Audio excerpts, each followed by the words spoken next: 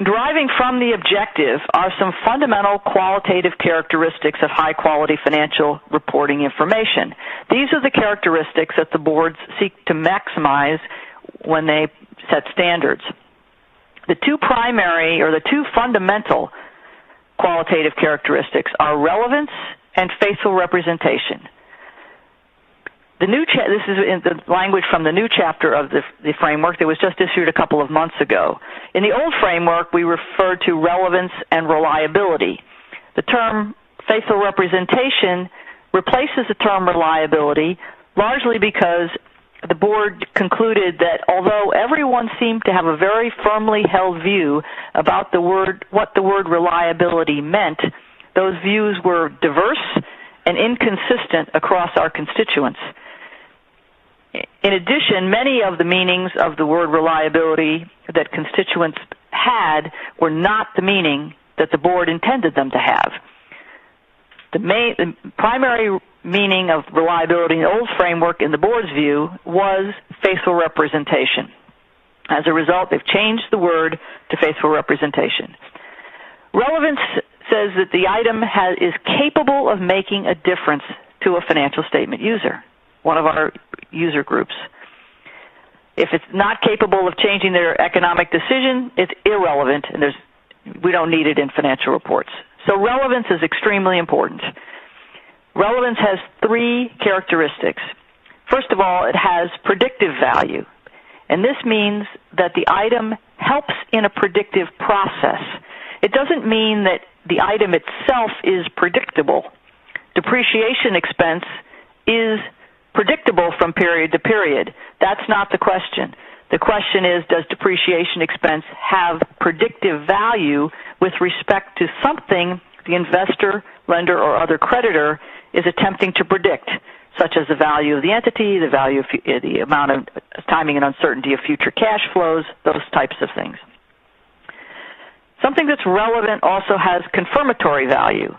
That says when we see the item today, we can look back in time and determine whether what we see today confirms or disconfirms what we believed about the past. This also helps in assessing the extent to which the information has predictive ability. So these two really go hand in hand. The board has put materiality in as a dimension of relevance, and materiality says something is material if it, in fact, is a very similar definition to relevance, that if it is capable of making a difference. If something is not capable of making a difference, it's too small to worry about, then it's immaterial. And the reason this slide says entity specific is that the board concluded that the board cannot determine materiality when it sets a standard. Materiality depends on the specific situation of the entity. Something that is highly material, very, very important, very relevant for one entity could be completely immaterial for another entity. And it is only the entity, in the context of the entity, can the decision be made as to whether something is material or not material. If it's not material, no one cares about it, and therefore it is unimportant.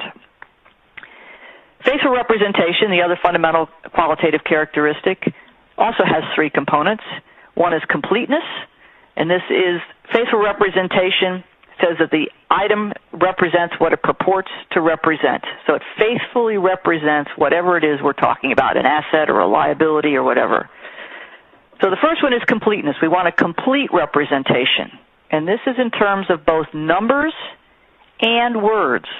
So it encompasses both the number that's recognized in the financial statements as well as the disclosures about it. So we want a complete depiction of whatever it is we're trying to represent.